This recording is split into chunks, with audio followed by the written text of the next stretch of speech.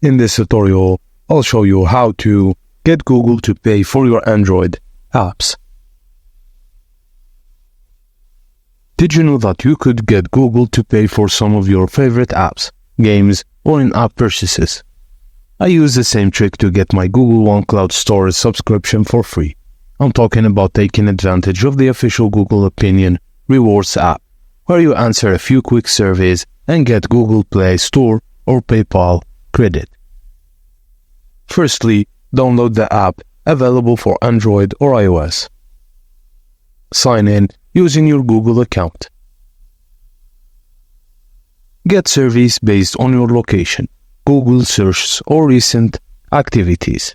Surveys usually pay $0.10 to $0.80. Complete them to add money to your Google Play balance. Use credits for apps, games, movies, or in-app purchases on the Google Play Store. Just ensure that your location and profile details are accurate to get more surveys, and answer surveys truthfully for better survey relevance.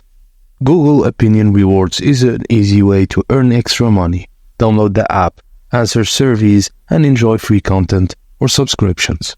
And that's it, guys. Thank you for watching, and please don't forget to like and subscribe for more.